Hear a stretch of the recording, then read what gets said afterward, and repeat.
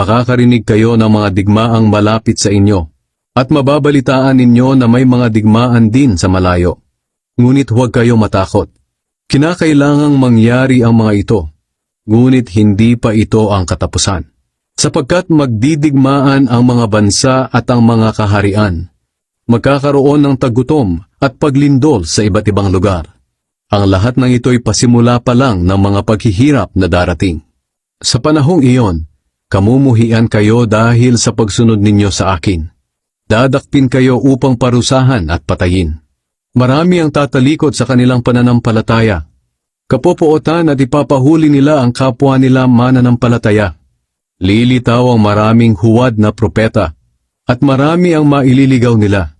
Lalaganap ang kasamaan at dahil dito, manlalamig ang pag-ibig ng maraming mananampalataya. Ngunit ang mananatiling tapat hanggang sa wakas ay maliligtas.